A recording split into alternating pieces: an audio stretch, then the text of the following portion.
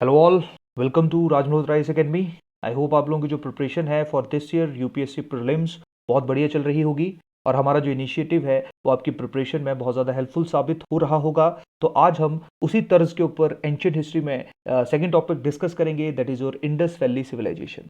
देखिए, Indus valley civilisation के ऊपर बहुत बार सवाल पूछे गए हैं यूपीएससी में, तो हमारा जो लेक्चर है वो बेसिकली उसी तरह से डिजाइंड है जिस तरह से आज तक यूपीएससी ने सवाल पूछे हैं।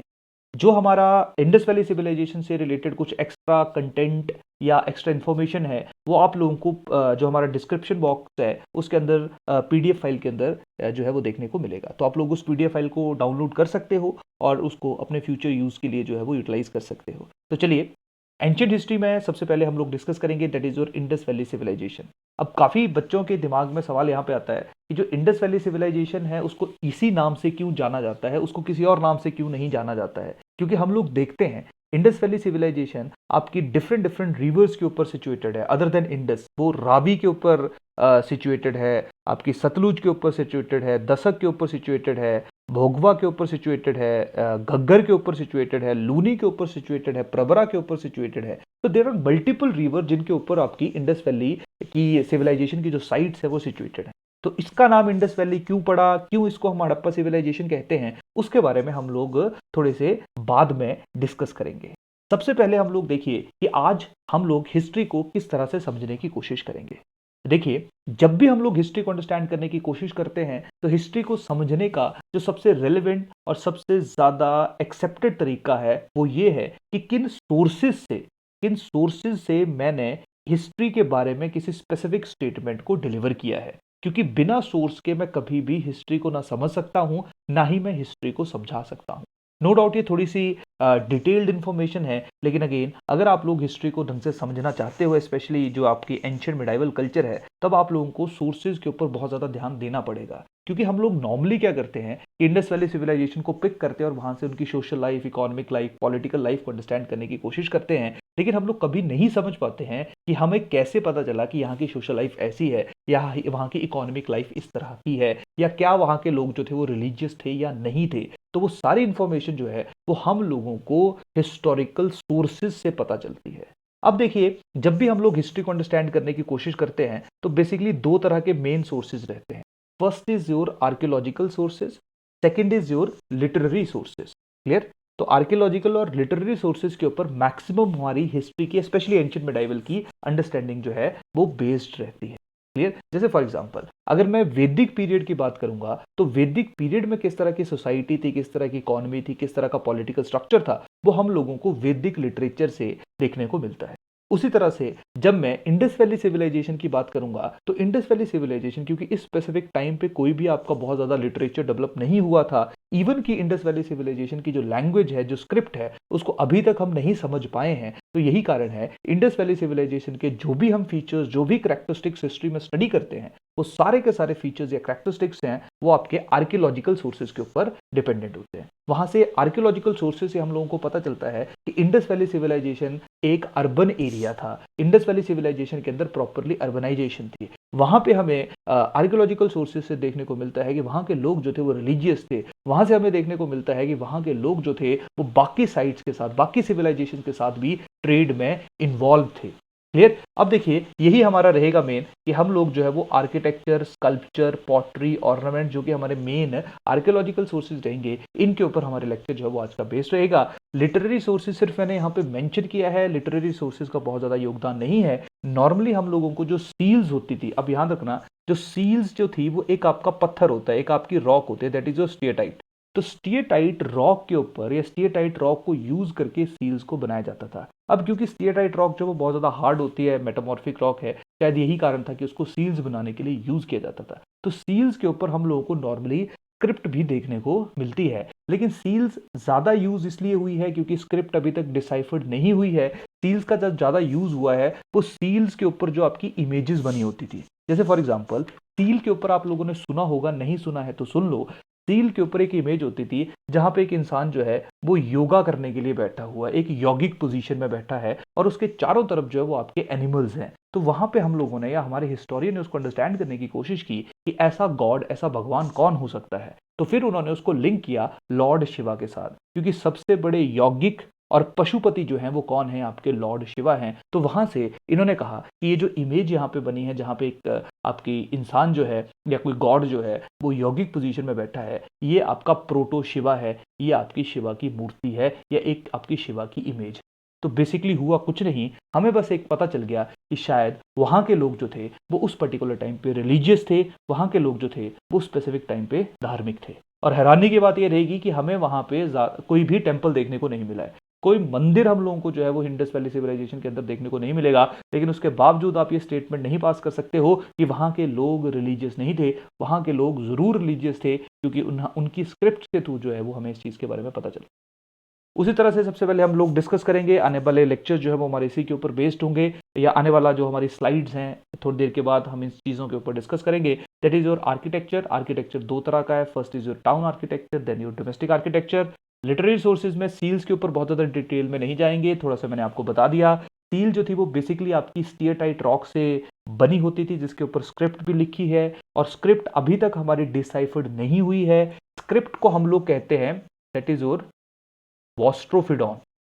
वॉस्ट्रोफिडॉन वॉस्ट्रोफिडॉन जो है वो आपका किस तरह से भाषा नॉर्मली लिखी जाती है। वॉस्ट्रोफिडॉन आपकी जो लैंग्वेज है वो सबसे पहले लिखी जाएगी राइट टू लेफ्ट, फिर लेफ्ट टू राइट, फिर राइट टू लेफ्ट, फिर लेफ्ट टू राइट। तो जब नॉर्मली आप लोग देखते हो ना कि जैसे हम एक भाषा लिखते हैं तो हम लिखते हैं राइट टू लेफ्ट, क्लियर है, या उर्दू वगैरह लिखते हैं वो हम लिखते हैं दैट इज सॉरी उर्दू जो है वो हम उल्टा लिखते हैं, that is your right to left, clear.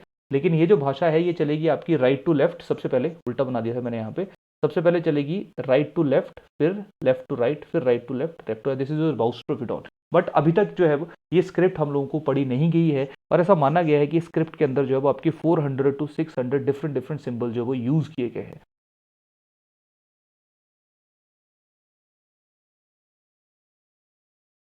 Representation हो जो कि आपकी इंडस वैली सिविलाइजेशन की स्क्रिप्ट में है, तो उसको डिसाइफर करना, उसको समझना थोड़ा सा मुश्किल है। और दूसरा अभी तक डिसाइफर नहीं करने के कारण और भी है, ये इतने छोटे साइज में लिखी हुई है कि कभी कभी हमें कुछ सिंबल्स का आइडिया, कुछ सिंबल्स का पता भी नहीं चलता है, वो बहुत ज़्यादा सिमिलर दिखते हैं दूसरे सिंबल की तरह। तो शायद यही कारण है कि अभी तक हमारी इंडस वैली सिविलाइजेशन की जो स्क्रिप्ट है वो हम लोगों से डिसाइफर नहीं हुई है। और बेसिकली जो सील के ऊपर मौजूद चीज़ें हैं वो आप लोगों को थोड़ा आइडिया देती हैं उस स्पेसिफिक टाइम के सोसाइटी के बारे में। उसके बाद हम लोग स्कल्पचर्स में देखेंगे। स्कल्पचर्स बेसिकली आपके दो तरह के हैं, फर्स्ट इज और ब्रॉन्ज, सेकंड इज और टेराकोटा। ब्रॉन्ज तो आप सब लोगों को पता है जो कि आपका कॉपर का एलॉय है।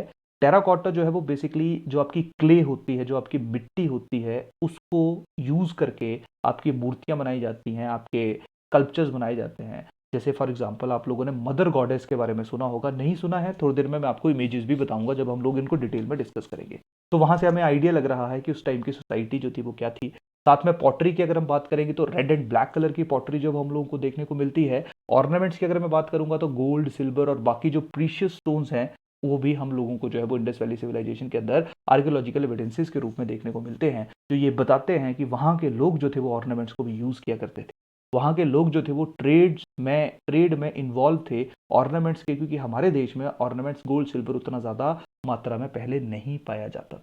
तो कहीं ना कहीं ये जो आपके सोर्सेज रहेंगे जो कि आप लोगों के सामने हैं, इन्हीं को यूज करके हम लोग अपने इंडस वैली सिविलाइजेशन की जो अंडरस्टैंडिंग है उसको बिल्ड करने की कोशिश करें। तो चलिए सबसे पहले हम लोग देखते हैं that is your salient feature of architecture. तो देखिए उस टाइम का आर्किटेक्चर किस तरह का था। नॉर्मली हम लोग जो है वो इंडस वैली सिविलाइजेशन का जो आर्किटेक्चर है उसको दो तरीके से डिवाइड कर सकते हैं। First is your town architecture and second is your domestic architecture. Domestic architecture मतलब जब लोग अपना घर बनाते थे तो वो उनके घरों का स्टाइल किस तरह से होता था, आर्किटेक्चर किस तरह का था।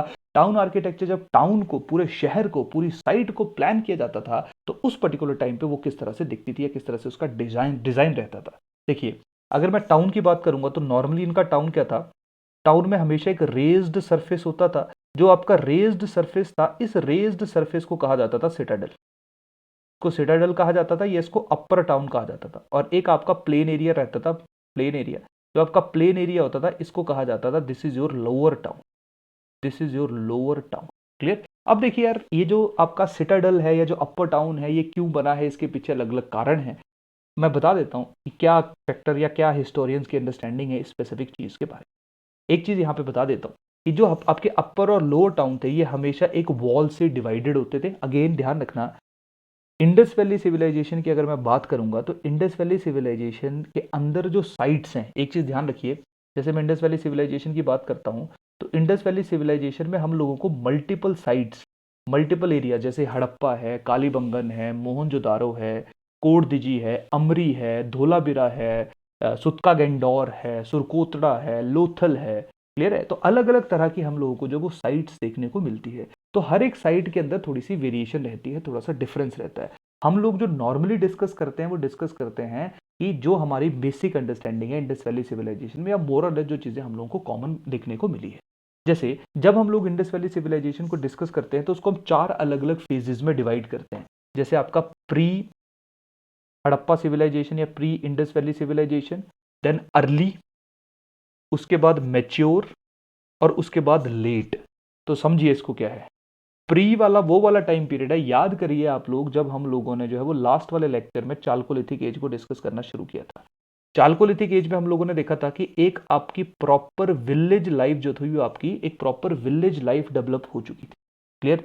तो जो आपकी जब विलेज लाइफ बनेगी, जो कि तैयार रहेगी, जो धीरे धीरे जो है वो आपकी अर्बनाइजेशन की तरफ मूव करना शुरू कर देगी, तब हम लोग उस पर्टिकुलर साइट के उन स्पेसिफिक एरियाज को हम लोग जो है वो प्री हड़प्पन साइट्स के नाम से जानते हैं। जैसे एक आपकी बहुत इंपॉर्टेंट साइट है, जैसे दैट इज योर मीहरगढ़। ठीक है? एक मीहरगढ़ करके साइट रहेगी जो प्री प्री हड़प्पन साइट के अंदर आएगी। उसके बाद आपका रहेगा अर्ली। अर्ली आपकी वो वाली साइट रहेगी जहां पे थोड़ा सा आप अर्बन एरियाज की तरफ या अर्बनाइजेशन की तरफ जो है वो मूव करना शुरू करोगे, लेकिन अभी तक ये बैकवर्ड ही रहेगी। जैसे आपकी अमरी है, जैसे आपकी कोट दिजी है। अब देखिए कहाँ कहाँ ये है, अमरी कहाँ है, कोट दिजी है, इसको हम थोड़ी देर में डिस्कस करेंगे। अभी बस आप इन साइट्स को थोड़ा सा एब्जॉर्ब करने की कोशिश करिए कि ये साइट जो थी वो आपकी मौजूद थी। उसके बाद आ जाएगी आपकी मैच्योर। मैच्योर साइट का मतलब रहेगा जो आपकी एक वेल डेवलप्ड साइट होगी, जो प्रॉपरली डेवलप्ड अर्बन एरिया रहेगा। एक चीज ध्यान रखना, सिविलाइजेशन का मतलब क्या है? सिविलाइजेशन का मतलब है जहां का एक वेल डेवलप्ड इकोनॉमिक सिस्टम है, पॉलिटिकल सिस्टम है, सोशल सिस्टम है। एक अर्बन एरिया में वो अपने आप को कन्वर्ट कर चुका है, एक प्रॉपरली डेवलप्ड उनकी करेंसी है, मीडियम ऑफ एक्सचेंज है, चाहे वो इवन वाटर सिस्टम ही है, दूसरे देशों के साथ उसका ट्रेड है, उसकी अपनी एक भाषा है, उसका जो नेचर के ऊपर कंट्रोल है, वो नेचुरल डिजास्टर्स को कहीं ना कहीं किसी न किसी हद तक जो है वो कंट्रोल कर सकता है। तभी हम उन एरियाज को जो है वो एक सिविलाइजेशन के नाम से जानते हैं। तो सिविलाइजेशन तब बनेगी कोई भी आपकी साइट जब वो मैच्योर स्टेज में पहुंचेगी। मैच्योर का मतलब है एक आपकी वेल डेवलप्ड अर्बन एरिया, जिसका सबसे परफेक्ट एग्जांपल है मोहनजोदारो। उसके बाद लेट हड़प्पन साइट का मतलब है ये वो वाला एरिया रहेगा जहां पे धीरे धीरे आपके अर्बन एरिया जो है वो डिसइंटीग्रेट होने शुरू हो जाएंगे, बर्बाद होने शुरू हो जाएंगे। उसके अलग अलग कारण रहेंगे, उनको हम बाद में डिस्कस करेंगे। तो कहानी सिंपल सी ये है, जो मैं यहाँ पे इनके थ्रू आपको बताना चाहता था, कि जो इंडस वैली सिविलाइजेशन की साइट्स है वो अलग अलग तरह की थी। कुछ ज़्यादा डेवलप थी, कुछ कम डेवलप थी, कुछ पार्शियल अर्बन एरियाज थे, कुछ फुली डेवलप्ड अर्बन एरियाज थे। तो हम लोग जो डिस्कस करते हैं वो आपका नॉर्मली मोहनजोदारो की ज़्यादा करेक्टरिस्टिक्स जो हैं वो हमारे आर्किटेक्चर के अंदर, सोशल इशूज, सोशल या सोसाइटी के अंदर या इकोनॉमिक्स के अंदर जो वो देखने को मिलते हैं। वापिस आइए, जो आपका टाउन था वो दो हिस्सों में डिवाइडेड था, अपर टाउन और lower town. This is your upper town, this is your lower town. जो आपका सिटाडेल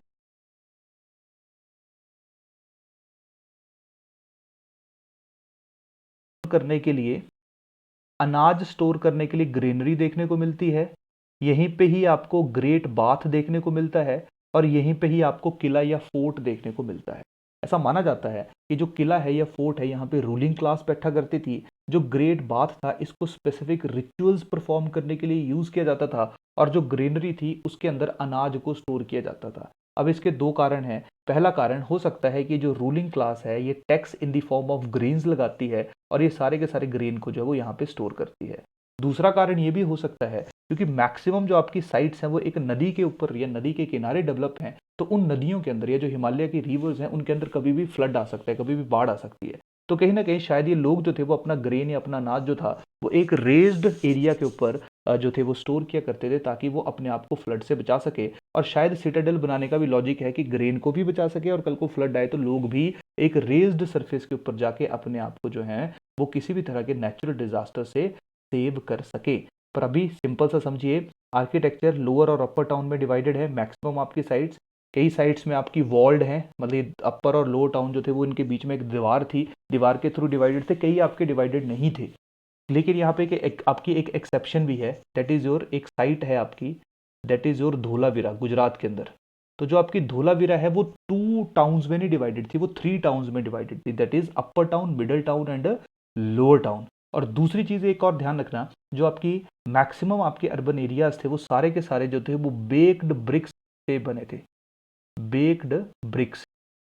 ठीक है, आपकी जो ईंटें जो आज हम घरों में यूज करते हैं उन ईंटों को जो है वो आपका मोहनजोदारो साइट में या जो आपकी इंडस वैली सिविलाइजेशन की साइट्स थी उनमें यूज किया गया था। अब आप खुद सोच लीजिए ये लोग कितने ज्यादा एडवांस थे। क्लियर, इवन की जब बाद में आर्यंस भी आएंगे, आर्यंस भी कच्चे घरों में रहेंगे, लकड़ियों के घरों में रहेंगे, लेकिन ये लोग जो हैं आपके इंडस वैली सिविलाइजेशन के, ये लोग बेक्ड ब्रिक्स को यूज कर रहे हैं। और हम लोगों ने चालकोलिथिक एज में या उससे पहले वाली एज में लिखा था, वहां पे आपकी बेक्ड या बर्न्ड ब्रिक्स नहीं यूज हो रही थी, वहां पे नॉर्मली मड ब्रिक्स को यूज किया जाता था, जो आपकी कच्ची सूखी आपकी मिट्टी की जो आपकी ईंटें होती है उनको यूज किया जाता था। यहाँ पे बेक्ड और ज्यादा स्ट्रॉन्ग और ज्यादा पावरफुल आपकी ईंटें हैं। क्लियर, तो समझ आ रहा है यहाँ पे कहानी सारे का सारा कि जो आपका इंडस वैली सिविलाइजेशन था वहाँ का जो टाउन सिस्टम था वो प्रॉपरली डेवलप्ड था, जहाँ पे हम लोगों को एक सिटाडल देखने को मिलता था, बर्न्ट ब्रिक्स को यूज करके उसको बनाया जाता था, ग्रेट बाथ था, उसी के ऊपर आपकी ग्रीनरीज। तीसरी चीज आ जाएगी, अब ये ग्रिड सिस्टम और ड्रेनेज सिस्टम का मतलब क्या है। देखिए, जैसे फॉर एग्जांपल ये आपका रास्ता जा रहा है, मेन रोड है, इसके आसपास आपके घर है, इसके आसपास आपके घर है। अब देखिए, हर घर जो है, हर घर को जो जोड़ने वाला रास्ता होगा वो हमेशा, हर घर को जोड़ने वाला जो आसान भाषा में जो लिंक रोड होगा वो आपके मेन रोड के साथ जो वो 90 डिग्री का एंगल बनाएगा। तो एक तरह से हर घर जो है वो आपका मेन रोड के साथ कनेक्टेड रहेगा। तो इस तरह का जो सिस्टम होता है जहाँ पे हर रोड जो है वो एक दूसरे रोड के साथ 90 डिग्री पे कनेक्टेड है और वही फाइनली आपका मेन रोड के साथ भी 90 डिग्री पे कनेक्टेड है, इसको हम लोग कह देते हैं दैट इज ग्रिड सिस्टम। ये आपका किसी भी तरह के ट्रांसपोर्ट के लिए जो है वो बहुत ज़्यादा बेनिफिशियल, बहुत ज़्यादा यूजफुल होता है। आजकल हमारे जो मॉडर्न सिटीज़ है वो कहीं ना कहीं ग्रिड सिस्टम के ऊपर ही बनाई जाती है। क्लियर। और दूसरी चीज़ है ड्रेनेज पैटर्न की, अगर मैं बात करूंगा, ड्रेनेज सिस्टम की अगर मैं बात करूंगा, तो यहाँ पे डिज़ाइन इस तरह से था, जैसे फॉर एग्जाम्पल एक घर है, हर घर की जो बैक साइड थी वहां पे कॉमन सबका ड्रेनेज सिस्टम होता था। इनके जो आउटलेट थे, इनके जो बाथरूम वगैरह हुआ करते थे, उनका सबका आउटलेट सेम है और यही से ही पूरे शहर का पानी जो था वो बाहर निकल जाया करता था। तो कहीं ना कहीं इनका जो ड्रेनेज सिस्टम था वो आज के ड्रेनेज सिस्टम को भी चैलेंज कर सकता है। और कभी कभी हम लोगों से पूछा भी जाता है कि किस तरह के जो अर्बन एरियाज थे, ये अर्बनाइजेशन है आपकी इंडस वैली सिविलाइजेशन की, उसको हम मॉडर्न अर्बनाइजेशन के साथ कंपेयर करो। लेकिन अगेन प्री के लिए इतना ज़्यादा रेलिवेंट, इतना इंपॉर्टेंट नहीं है, इसलिए इस टॉपिक के ऊपर मैं बहुत ज़्यादा फोकस नहीं कर रहा हूँ।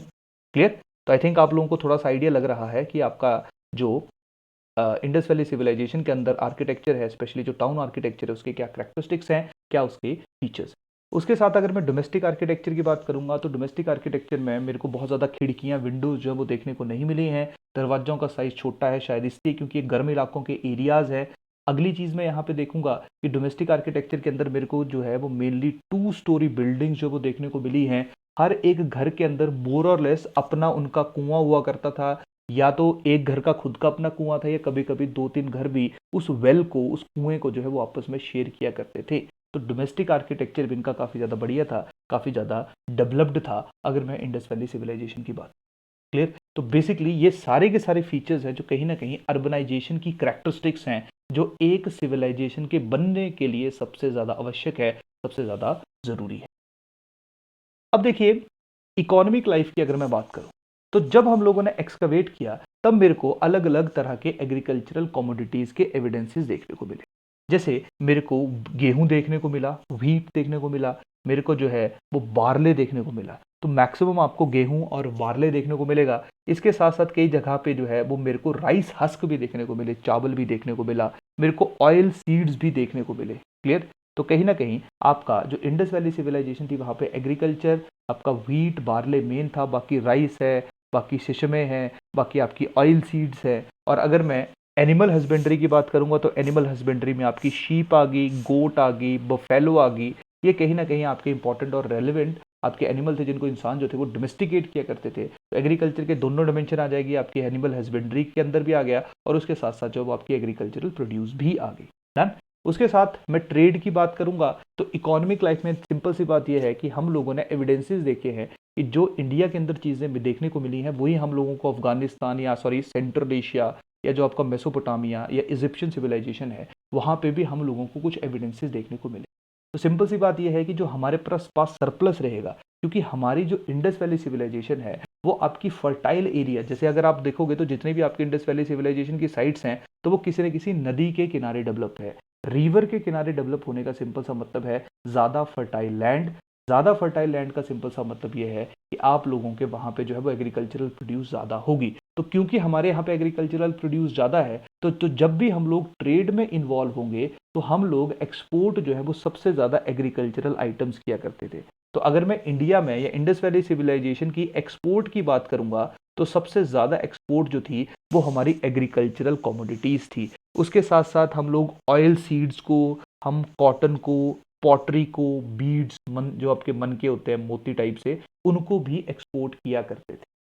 और अगर मैं इंपोर्ट की बात करूंगा तो इंपोर्ट की जो हमारी सबसे इंपॉर्टेंट आइटम होती थी वो होती थी हमारे लिए गोल्ड और सिल्वर या अदर प्रेशियस स्टोन्स, क्योंकि हमारे यहाँ पे उतने ज़्यादा गोल्ड सिल्वर की मात्रा नहीं थी जितनी कि बाकी देशों में थी। तो इंपोर्ट और एक्सपोर्ट में या जब हम चीज़ें वहाँ से लिया करते थे, क्योंकि उस ज़माने में करेंसी सिस्टम था नहीं, वहाँ पे बार्टर सिस्टम यूज हुआ करता था, तो शायद जब हम एग्रीकल्चर कॉमोडिटी उनको दिया करते थे तो उसके बदले गोल्ड लिया करते थे और यहाँ पे हम लोग उनको ऑर्नामेंट्स या आभूषणों के रूप में जो है वो कहीं ना कहीं यूज कर रहे हैं।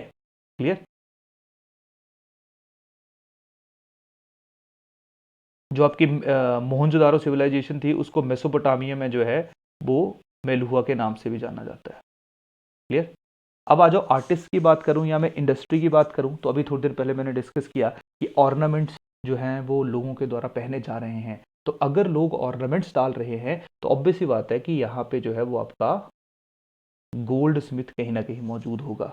अगर वहाँ पे या हमारे यहाँ पे जो है वो बीड्स बनाए जा रहे हैं तो कहीं ना कहीं बीड्स मेकर भी यहाँ पे मौजूद होगा। अगर बेक्ड ब्रिक्स बनाई जा रही हैं तो कहीं ना कहीं ब्रिक मेकर भी यहाँ पे रहेगा। अगर धोलावीरा, जैसे मैं बताना थोड़ा सा भूल गया, मैक्सिमम जो आपकी साइट्स थी वो आपकी बेक्ड ब्रिक से बनी थी, लेकिन धोलावीरा जो थी, जिस तरह से धोलावीरा में एक एक्सेप्शन थी, हम लोगों ने डिस्कस किया कि वो 3 अलग-अलग टाउन्स में डिवाइडेड था। उसी तरह से धोलावीरा जो था वो आपका स्टोन से बना था, बाकी आपकी बेक्ड ब्रिक से बनी थी। तो स्टोन से अगर कोई साइट बनेगी तो वहाँ पे स्टोन कटर्स भी मौजूद रहेंगे। लोथल वगैरह में हम लोगों को बोट्स देखने को मिली हैं, तो बोट बिल्डर्स भी थे। तो कहीं ना कहीं, या कॉटन देखने को मिला है, तो कॉटन जो आपकी इंडस्ट्री थी वो भी उस पर्टिकुलर टाइम पे फ्लरिश थी। तो हम लोग जो है वो बेसिकली जो जो हम लोगों को एविडेंसेस देखने को मिल रहे हैं उन्हीं एविडेंसेस को हम लोग यूज कर रहे हैं और वहाँ पे जो आपके आर्टिस्ट थे डिफरेंट डिफरेंट, या वहाँ पे जो इंडस्ट्री थी उसको समझने की कोशिश कर रहे हैं। तो आप लोगों को थोड़ा आइडिया रहना चाहिए, क्योंकि ऐसे ऑप्शन में पूछा जा सकता है कि बताइए जरा 4 ऑप्शन है, इनमें से कौन सा जो आपका आर्टिस्ट था या कौन सा जो आपका इंडस्ट्री था वो इंडस वैली सिविलाइजेशन के दौरान मौजूद नहीं था। तो आप लोग वहाँ की जो थोड़ी सी लाइफ या एविडेंसेस हैं सिर्फ उनको समझ के वहाँ के हर एक चीज़ को अंडरस्टैंड कर सकते हो। उसके बाद आ जाइए सोशल लाइफ। सोशल लाइफ में क्लोथ्स की अगर मैं बात करूंगा तो अभी मैंने डिस्कस किया कि क्लोथ्स में जो मेन आपका यूज होता था वो कौन सा यूज होता था, दैट इज योर कॉटन। कुछ जगह पे जो है वो सिल्क भी देखने को मिला है। फूड की अगर मैं बात करूंगा तो फूड ऑब्वियस सी बात है, जो आपकी एग्रीकल्चरल क्रॉप्स अभी हमने डिस्कस की, जो एग्रीकल्चरल क्रॉप्स हम लोग सो करेंगे उन्हीं को ही फूड के रूप में कंज्यूम करेंगे। जो एनिमल हस्बेंड्री या जो जो एनिमल्स हम लोग डोमेस्टिकेट करेंगे अगेन उन्हीं को ही हम कंज्यूम करेंगे। तो फूड जो है वो अभी हमने थोड़ी देर पहले डिस्कस कर लिया कि इंसान का मेन फूड क्या रहेगा। डेकोरेशन के बारे में भी हमने डिस्कस कर लिया कि ऑब्वियस सी बात है वहाँ पे जो स्पेशली जो वुमेन थी वो ऑर्नामेंट्स को यूज किया करती थी, क्योंकि गोल्ड या सिल्वर आपका बाहर से इंपोर्ट आइटम के रूप में इंडिया में पहुंचा करता था। लास्ट आधा जो शायद सबसे ज्यादा रेलिवेंट है, सबसे इंपॉर्टेंट है, दैट इज योर रिलीजन। और देखिए सबसे ज्यादा जो सवाल हम लोगों से पूछे जाते हैं वो सबसे ज्यादा सवाल इसी कंटेक्स्ट में पूछे जाते हैं, क्योंकि रिलीजन जो है वो हमारे कल्चर का पार्ट है। हम लोगों ने पिछले लेक्चर में भी डिस्कस किया था कि हम लोग कल्चर के ऊपर जो है वो सबसे ज़्यादा तवज्जो, सबसे ज़्यादा इंपॉर्टेंस देंगे, क्योंकि एग्जाम के लिए कहीं ना कहीं वो ज़्यादा इंपॉर्टेंट और बहुत ज़्यादा रेलिवेंट है।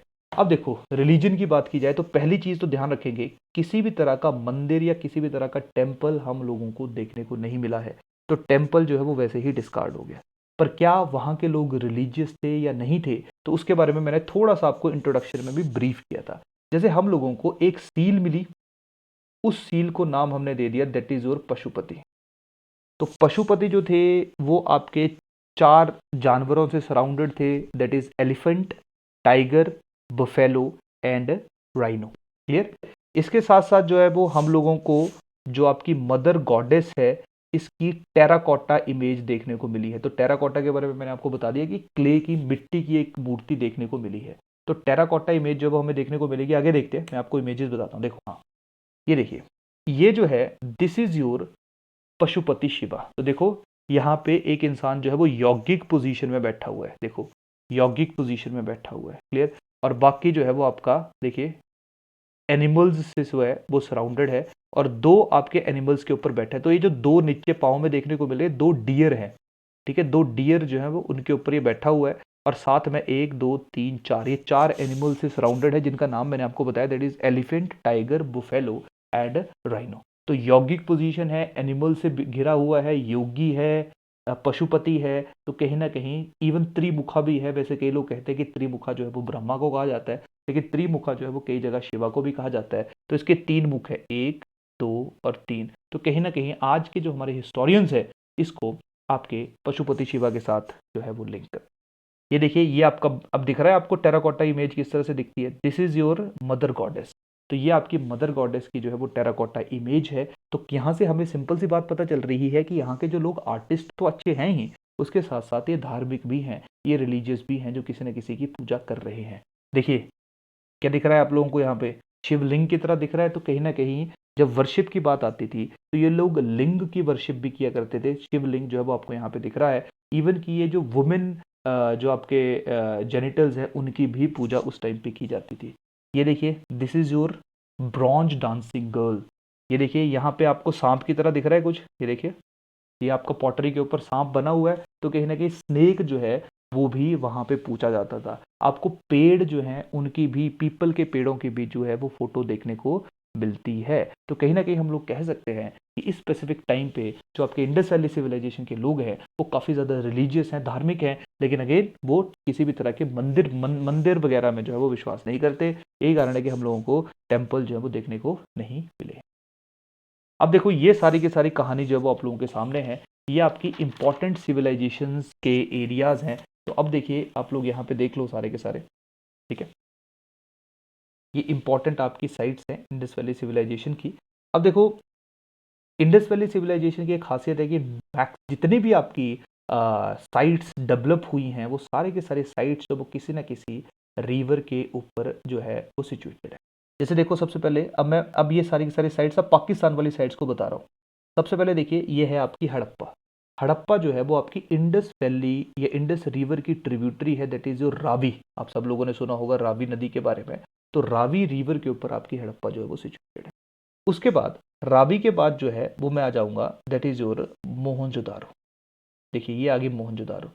मोहनजोदारो आ गई, क्लियर। अब देखो, मोहनजोदारो के ऊपर आपकी आ गई दैट इज कोट दिजी। तो चाहे मैं कोट दिजी की बात करूं, चाहे मैं मोहनजोदारो की बात करूं, अब देखो नाम सारे पाकिस्तान की साइड से, चाहे मैं छन्नोदारो की बात करूं, चाहे मैं अमरी की बात करूं, ये चारों की चारों साइट्स जो वो आपकी यमुना के ऊपर सिचुएटेड है। अब देखिए, जैसे मैंने मेहरगढ़ का नाम लिया था ना, मेहरगढ़, मेहरगढ़ भी आपकी इंडस के करीब ही पड़ती है। तो देखिए, कोट दिजी, मोहनजोदारो, छन्नोदारो, अमरी, ये सारी की सारी साइट्स है जो कि पाकिस्तान वाले एरिया में पड़ रही हैं। ये कौन सी नदी के ऊपर सिचुएटेड है तुम्हारी? ये सिचुएटेड है तुम्हारी इंडस रिवर के ऊपर। अब देखो, ये कभी कभी पूछते हैं कि सबसे ज्यादा, जैसे ये आपका ईस्ट आ गया, this is your western most.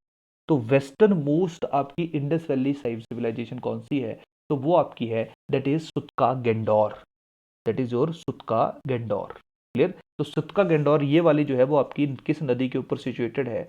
This basic site is situated on दसक रिवर, ठीक है, पाकिस्तान के अंदर ही है, क्लियर। तो ये आपके कुछ इंपॉर्टेंट साइट्स है जिनके ऊपर जो है आप लोगों ने थोड़ा सा ध्यान रखना है। जैसे देखो, एक बालाकोट, बालाकोट करके भी साइट है। बालाकोट में भी आप लोगों को जो है वो एक तरह से पोर्ट्स देखने को मिले हैं। यहाँ पे भी आप लोगों को जो है वो एक तरह से पोर्ट साइट्स हैं आपकी।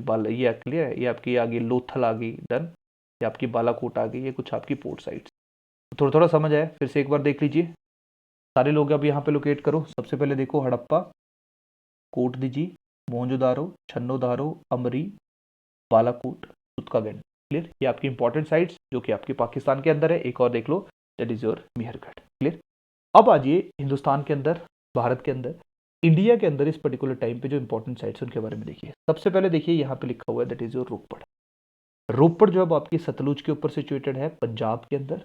उसके अंदर देखिए, हरियाणा में आपकी आ गई that is your Banawali, clear. Haryana के अंदर बनावली आ गई। बनावली जो है वो आपकी सरस्वती रिवर के ऊपर सिचुएटेड है। बनावली जो है, ही एक और साइट आपकी है that is your Rakhigarhi. Rakhi Garhi जो है वो इस पर्टिकुलर टाइम पे सबसे बड़ी साइट है इंडस वैली की। क्लियर है? इसी टाइम पे अभी हमें थोड़े टाइम पहले ही इसको पता चला है कि सबसे बड़ी साइट्स में से एक है राखी गढ़ी, जो अब आपकी सिचुएटेड है घग्गर के ऊपर। उसके बाद आपकी आ जाएगी that is your Kalibangan. Kalibangan जो है वो आपकी है राजस्थान में। कालीबंगा आपकी सिचुएटेड है, ये आपकी सिचुएटेड है ऑन द कॉन्फ्लुएंस ऑफ एक आपकी रिवर है, अभी मैंने बताया दैट इज घग्गर। घग्गर और हकरा रिवर के जो कॉन्फ्लुएंस है उसके ऊपर ये सिचुएटेड है। उसके बाद आपकी जो इम्पोर्टेंट आ जाएगी that is your Dholavira. Dholavira जो आपकी आगे कहाँ पे गुजरात के अंदर। तो एक चीज ध्यान रखना, जो आपकी धोलावीरा साइट है थोड़ी सी ऊपर है। धोलावीरा साइट आपकी एक ऐसी साइट है जो कि आपके ट्रॉपिक ऑफ कैंसर के ऊपर सिचुएटेड है। ये आपकी लूनी रिवर के ऊपर देखने को मिलेगी आप लोगों को। उसके बाद जो अब आप लोगों को इंपॉर्टेंट साइट देखने को मिलेगी that is your Lothal. Lothal जो है वो आपकी अगेन आपकी भोगवा और सरस्वती रिवर की कॉन्फ्लुएंस के ऊपर सिचुएटेड है। भोगवा रिवर जो है वो आप लोग यहाँ पे याद कर सकते हो। क्लियर? तो ये कुछ आपकी इंपॉर्टेंट साइट्स थी, पाकिस्तान के अंदर हमने थोड़ी देर पहले डिस्कस किया, और ये हिंदुस्तान की इंपॉर्टेंट साइट्स हैं। कभी कभी आप लोगों से एग्जाम में सवाल पूछा जाता है कि जो ईस्टर्न मोस्ट साइट कौन सी है, वेस्टर्न मोस्ट साइट कौन सी है। तो देखिए, जो सबसे ऊपर साइट है दैट इज यहाँ पे आपको देखने को मिलेगी JNK में, वो आपकी है that is your Manda, MANDA। तो नदर मोस्ट साइट कौन सी आ गई आपकी? मांडा आ गई। मांडा जो आपकी चिनाब रिवर के ऊपर है। जो आपकी सदर मोस्ट आ जाएगी that is your Daimabad, DAIMABAD। Daimabad आपकी प्रवरा, PRAVARA, प्रवरा रिवर के ऊपर आ जाएगी, महाराष्ट्र के अंदर सिचुएटेड है। जो आपकी वेस्टर्न मोस्ट है that is your Sutka Dor, इसको हमने डिस्कस कर लिया अभी। और अगर मैं ईस्टर्न मोस्ट की बात करूंगा तो वो आपकी उत्तर प्रदेश के अंदर जो है वो आएगी that is your Alamgirpur. Alamgirpur आ जाएगी यहाँ जैसे, ठीक है, यमुना के ऊपर। क्लियर? वैसे हम लोग जो है वो उसको यमुना कह देते हैं, स्पेशली यमुना की ही tributary that is your Hindon, HINDON। Hindon के ऊपर जब आपकी आलमगीरपुर देखने को मिलेगी। तो इस तरह से आप लोग जो है वो आपकी northern, southern, eastern and western most side जो है वो हड़प्पा सिविलाइजेशन की निकाल सकते हो। क्लियर? अब देखिए, यहाँ पे अगर बात की जाए कि जो कौन से फैक्टर्स रिस्पॉन्सिबल थे for the decline of Harappa culture, तो अलग अलग लोग अलग अलग सीरीज देते हैं, अलग अलग कहानियां हैं। कई लोग ये कहते हैं कि बाद में आर्यंस आएंगे जिन्होंने वेदास लिखे, वो इंडस वैली सिविलाइजेशन की साइट्स को डिस्ट्रॉय करेंगे, लेकिन इस तरह के एविडेंसेस जो वो हम लोगों को देखने को नहीं मिले हैं। ऐसा माना जाता है कि जो इंडस वैली सिविलाइजेशन है वो आपकी नेचुरल डिजास्टर से, क्योंकि ये उन नदियों के किनारे सिचुएटेड थी जो कि हिमालयाज की रिवर्स थी, और हिमालयाज की रिवर्स है जो आपकी बहुत ज़्यादा अनप्रडिक्टेबल होती हैं, वो कभी भी अपना कोर्स चेंज कर लेती हैं। तो शायद आपकी कुछ बड़ी साइट्स जो थी वो नेचुरल डिजास्टर के कारण डिस्ट्रॉय हुई होंगी, और आसपास की ऐसी साइट जो कि इनके ऊपर डिपेंडेंट थी वो ऑटोमेटिकली इकोनॉमिक क्राइसिस के कारण उनकी डिस्ट्रक्शन हो गई होगी। यही कारण था जब आर्यंस यहाँ पे आएंगे, ऐसा नहीं था कि यहाँ पे कोई नहीं रह रहा था। जब आर्यंस यहाँ पे आएंगे तो आर्यन जो है वो यहाँ के लोकल लोगों के बारे में ऋग्वेदा के अंदर लिखेंगे। तो लोग यहाँ पे मौजूद थे, लेकिन उनकी जो सिविलाइजेशन, उनकी जो साइट्स थी वो सारी की सारी डिस्ट्रॉय हो चुकी थी। और दूसरा आर्गूमेंट ये भी है कि अगर आर्यंस आए होते और आर्यंस ने इनको डिस्ट्रॉय किया होता तो आर्यंस एटलीस्ट इनका अर्बनाइजेशन के जो इंपॉर्टेंट कैरेक्टरिस्टिक्स थे उनको तो इम्बाइब कर लेते। पर आर्यंस ने स्टार्टिंग में आपकी 500-600 साल तक एक रूरल लाइफ जी है। अब इंडस वैली सिविलाइजेशन खत्म होने के बाद अगले 800-900 साल तक वैसी ही जिंदगी जी जाएगी जैसी जिंदगी इससे पहले जी जाती थी। क्लियर? अब देखो यार, यहाँ पे पूरी साइट्स बनी है, जैसे फॉर एग्जांपल ये है आपकी हड़प्पा। ये आपको PDF के अंदर भी देखने को मिलेगा कौन सी नदी के ऊपर सिचुएटेड है और किसने इनको एक्सकवेट किया है, क्या क्या इंपॉर्टेंट यहाँ पे जो है वो आप लोग जैसे देखो, red sandstone male torso. Male torso का मतलब होगा कि आप ऐसा रख लो कि जैसे आप लोगों ने मूर्तियां वगैरह देखी होंगी जहाँ पे BR अम्बेडकर की, जिसमें सिर्फ सर होता है और आपकी चेस्ट, मतलब जो आपकी टांगे हैं उनसे ऊपर वाला एरिया सारे का सारा होता है, तो उसको टॉर्सो कहा जाता है। क्लियर? उसके साथ जो है वो stone symbols of female genital, जो कि मैंने आप लोगों को थोड़ी देर पहले बताया भी था। सिंगल रूम बैरक, मतलब जहाँ पे आपके जो सैनिक हुआ करते थे। अब देखो यार, नो डाउट वहाँ पे कभी हम लोगों को कभी भी जब पॉलिटिकल स्ट्रक्चर की बात करते हैं तो हम लोगों को कभी भी किसी तरह का वॉरफेयर जो है इंडस वैली सिविलाइजेशन के अंदर देखने को नहीं मिला है। लेकिन अगेन उनके सैनिक थे, जिस यही कारण था कि बैरक जो है वो तुम्हें वहाँ पे देखने को मिलेगा। मोहनजोदारो की बात की जाए, देखिए ग्रेट बाथ है, लार्ज ग्रेनरी है, कॉटन स्पिंडल्स हैं, सुपरफिशियल, देखो यहाँ पे सुपरफिशियल एविडेंसेस ऑफ हॉर्सेस की बात होती है। शायद ऐसा हो सकता है कि जब ट्रेड होता होगा मेसोपोटामिया के साथ इनका, मोहनजोदारो का, तो उस पर्टिकुलर टाइम पे शायद वहाँ के जो हॉर्सेज है वो यहाँ पे आए होंगे। बट इन रियलिटी हमारा जो क्लाइमेट है, हमारे जो एरियाज है, वहाँ पे हॉर्सेज आपको ज़्यादा देखने को नहीं मिलेंगे।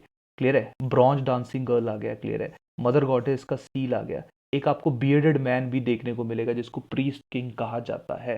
वैसे ध्यान रखना, हम लोग इंडस वैली सिविलाइजेशन के जब पॉलिटिकल सिस्टम की बात करते हैं तो हमें रिलीजियस इसलिए नहीं देखने को मिलता है क्योंकि जब हम इजिप्शियन सिविलाइजेशन और मेसोपोटामियन सिविलाइजेशन को स्टडी करते हैं तो वहाँ पे क्योंकि प्रीस्ट रूल करते थे तो टेम्पल्स भी थे उस टाइम पे, लेकिन अगर इंडिया में सच में प्रीस्ट ने रूल किया होता तो क्या यहाँ पे टेम्पल्स आपको नहीं देखने को मिलते? तो शायद यहाँ पे भी टेम्पल्स होने चाहिए थे। तो क्योंकि यहाँ पे टेम्पल्स नहीं थे, यहाँ पे ग्रीनरीज थी, यहाँ पे ट्रेड हो रहा था, तो हम लोग ऐसा मानते हैं कि शायद जो रूलिंग क्लास थी वो मर्चेंट थे, ना कि वो रिलीजियस लीडर जो कि आपको इजिप्शियन और मेसोपोटामियन सिविलाइजेशन में देखने को मिलते थे।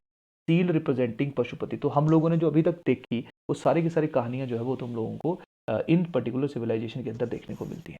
तो देख लो ये सारे के सारी स्टोरीज जो हैं ये सब कुछ जो है वो आप लोग एक बार रिवाइज कर लेना, रीड कर लेना, क्योंकि मैंने जो अभी अपना लेक्चर डिलीवर किया है वो कहीं ना कहीं इन सभी चीज़ों के ऊपर जो है वो सिचुएटेड है। तो ये आपका पूरे का पूरा जो है वो इंपॉर्टेंट पॉइंट्स है, इंपॉर्टेंट साइट्स है और उनकी इंपॉर्टेंट कैरेक्टरिस्टिक्स है regarding Indus valley civilisation.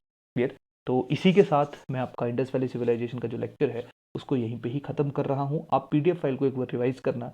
Clear? अगर कोई डाउट रहेगा तो आप लोग कमेंट सेक्शन या चैट के अंदर डाल सकते हो। मैं नेक्स्ट लेक्चर में आपके डाउट्स को एड्रेस करने की कोशिश करूंगा। तब तक के लिए थैंक यू, धन्यवाद।